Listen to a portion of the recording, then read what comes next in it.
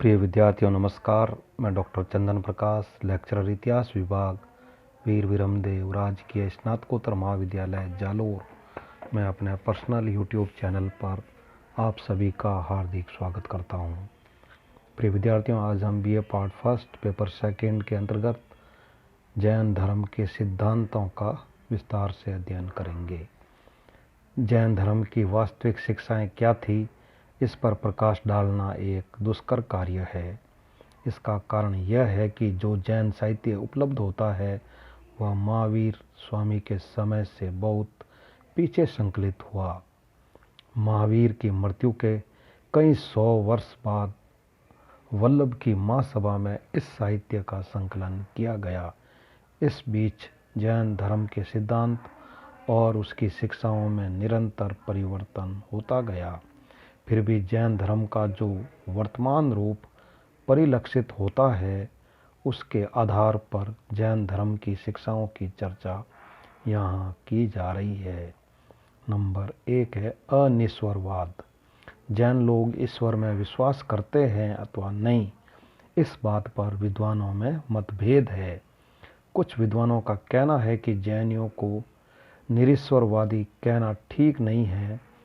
यद्यपि जैन लोग ईश्वर को जग करता नहीं मानते, परंतु वे उसके अस्तित्व को मानते हैं और उसे सर्वज्ञ तथा वितराग कहते हैं। अन्य विद्वानों का कहना है कि जैन लोग ईश्वर में विश्वास नहीं करते।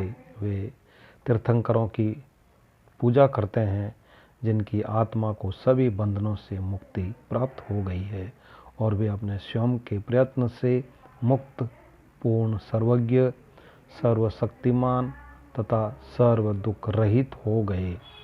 प्रत्येक जीव को बंधन में है इन तीर्थंकरों का अनुकरण कर उन्हीं की भांति बन सकता है।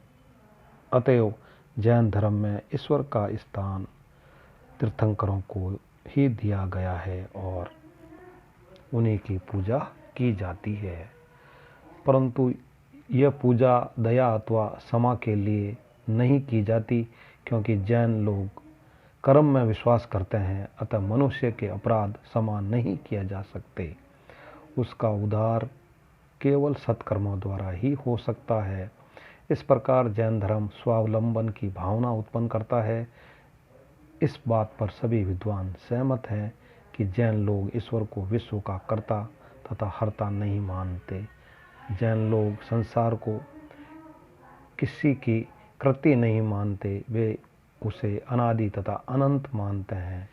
जैनियों का कहना है कि निर्माणकर्ता के सदैव अंग प्रत्यंग होते हैं जिनसे वह निर्माण करता है, परंतु ईश्वर निराकार माना जाता है। तब वह विश्व का निर्णायक कैसे माना जा सकता है? उनके अनुसार 6 द्रव्य है: जीव, पुद्गल, धर्म, अधर्म, आकाश और काल। संसार इन्हीं 6 द्रव्यों का योग है। महावीर स्वामी का विचार था कि मनुष्य की आत्मा में जो कुछ महान है और जो शक्ति और नैतिकता है, वही भगवान है। नंबर 2 है आत्मा के अस्तित्व तथा अमरत्व में विश्वास। जैन लोग आत्मा के अस्तित्व तथा अमरत्व में विश्वास करते हैं। यह आत्मा सर्वद्रष्टा है, परंतु कर्म के बंधनों के कारण इसकी शक्ति क्षीण हो जाती है। आत्मा में ज्ञान होता है और यह क्रियाशील है। यह सुख दुख का अनुभव करती है और अपने को तथा अन्य पदार्थों को प्रकाशित करती है। यह शरीर से अलग है। यद्यपि इसकी कोई मूर्ति नहीं होती, परंतु प्रकाश की भांति यह अपना अस्तित्व रखती है। यद्यपि आत्मा स्वभाव से पूर्ण तथा निर्विकार है, परंतु कर्मों के कारण वह बंधन में पड़ जाती है। जिस प्रकार जीव भिन्न है, उसी प्रकार आत्मा भी भिन्न है।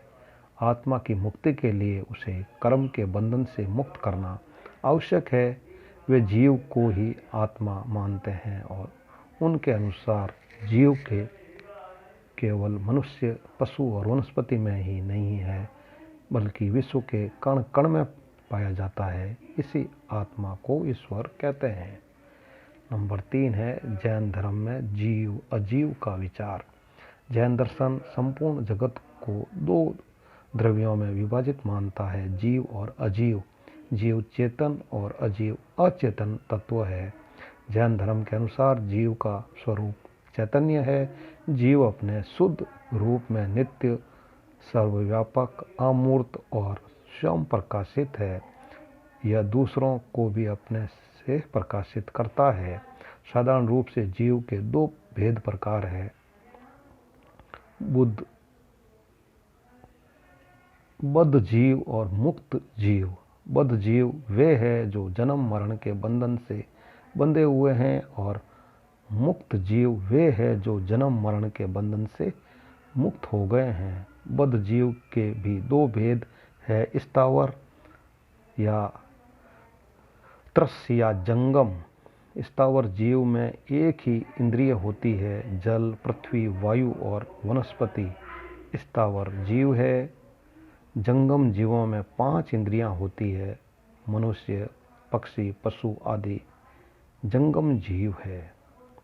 अजीव अचेतन तत्व है। अजीव तत्व अविनाशी है। अजीव तत्व के 5 भेद है, धर्म, अधर्म, आकाश, पुद्गल और नंबर 5 है काल। ये समस्त तत्व जीवन और चेतना से शून्य है। इन तत्वों में पुद्गल अणुमय और उसके अणुओं से ही अनुभव की सब वस्तुएं बनी है। समस्त जीव उसी से रचित है। पुद्गल ही कर्म है जो जीव के भीतर प्रविष्ट होकर संसार का कारण बनता है। जीव और अजीव के संबंध का माध्यम कर्म है। पुद्गल ही कर्म है जो जीव को घेरे रहता है। जैसे खान में धातु मिट्टी से मिली रहती है, उसी प्रकार जीव इस कर्म नाम के बारीक मेंटर से बना रहता है। वह हर समय जीव से चिपटा रहता है। कर्म जीव पर रूप, रंग, रस और ग्रंथ की विशिष्ट छाप लगाते हैं, जिसे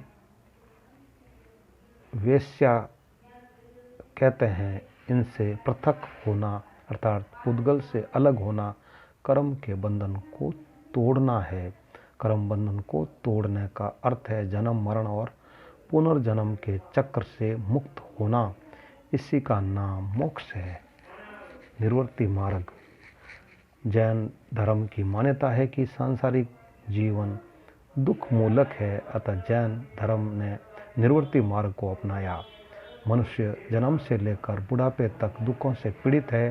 दुखों का मूल कारण मनुष्य की कभी तृप्त न होने वाली कामनाएं व तृष्णाएं है, क्योंकि यह तृष्णाएं शांत नहीं होती, उल्टे बढ़ती है। जैन धर्म की मान्यता है कि यदि सारी पृथ्वी एक व्यक्ति की हो जाए तब भी उसको संतोष नहीं होगा। जैन धर्म की मुख्य समस्या भी दुख और दुख निरोध है।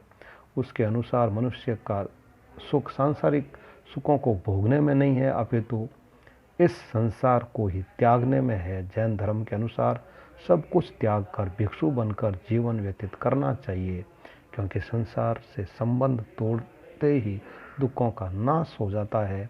जैन धर्म जीवन के परित्याग के साथ साथ कठोर तपस्या पर भी काफ़ी बल देता है, क्योंकि कठोर तपस्या के बिना मोक्ष प्राप्ति असंभव है। और 5 है कर्म की प्रधानता। जैन लोग कर्म की प्रधानता को मानते हैं। उसके अनुसार मनुष्य का भाग्य निर्माता ईश्वर नहीं बल्कि वह स्वयं है। मनुष्य स्वयं अपने जीवन के सांसारिक और आध्यात्मिक कर्मों के लिए उत्तरदायी है। उसके सारे सुख दुख कर्म के कारण है। हमारे पूर्व जन्म के कर्मों से ही इस बात का निर्णय होता है कि किस वंश में हमारा जन्म होगा और कैसा हमारा शरीर होगा। हमारे रूप, रंग, आकार, आयु, इंद्रियों आदि का निश्चय हमारे कर्म से होता है। भिन्न भिन्न कर्मों से भिन्न भिन्न बातों का निश्चय होता है। इस प्रकार गोत्र, कर्म से वंश और आयु, कर्म से जीवन की अवधि का निश्चय होता है। जो कर्म ज्ञान को आच्छादित कर लेता है उसे ज्ञानावरणीय कहते हैं। जो विश्वास को आच्छादित कर लेता है उसे दर्शनावरणीय, और जो मोह उत्पन्न करता है उसे मोहनीय कहते हैं। आत्मा को क्रोध, अहंकार, माया तथा लोभ बंधन में डालने वाली वस्तुएं कसाय कहलाती है। जब मनुष्य के हृदय में बुरे विचार आरंभ होते हैं तब उसकी आत्मा का भाव बंधन आरंभ हो जाता है, और जब वह अपने दुर्विचारों को दुष्कर्मों में परिणित कर देता है तब उसकी आत्मा द्रव्य बंधन में पड़ जाती है। जैन ग्रंथ सूत्र कृदंग में कहा गया है कि कर्म करने से जो आनंद प्राप्त होते हैं उनमें फंसे हुए लोग कभी भी दुख और पाप से नहीं बच सकते। इस संसार में समस्त प्राणी अपने अपने कर्मों के कारण ही अस्तित्व में है। नंबर 6 है विषयों का विनाश आवश्यक है। आत्मा को कर्म बंधन से मुक्त करने के लिए विषयों का विनाश करना आवश्यक है। जैनियों के विचार में संसार के विषय हमारी इंद्रियों द्वारा आत्मा में प्रविष्ट होकर उसे मलिन कर देते हैं। इन विषयों का आश्रव यानी प्रवाह आत्मा में बार बार होता रहता है। इस आश्रव को दृढ़ता से रोकना अर्थात संवर करना ही कर्म बंधनों व मुक्त होने का साधन है। परंतु केवल नए विषयों के आश्रव को रोकने से ही कर्म बंधनों से मुक्ति न मिलेगी। जो विषय आत्मा में प्रविष्ट हो चुके हैं उनका विनाश निजरा भी आवश्यक है। जैन धर्म की 7 तत्वों की योजना आत्मा को बंधन से मुक्त करने के लिए विषयों का संवर तथा निर्जरा आवश्यक है, अर्थात नए विषयों को आत्मा में प्रवेश करने से रोकना चाहिए और जो प्रविष्ट हो चुके हैं उनका विनाश करना चाहिए। इस उद्देश्य की पूर्ति के लिए 7 साधन है: जीव, अजीव, बंधन, आश्रव, संवर, निर्जरा और मोक्ष। नंबर 8 है मोक्ष। जीवन का अंतिम लक्ष्य मोक्ष है।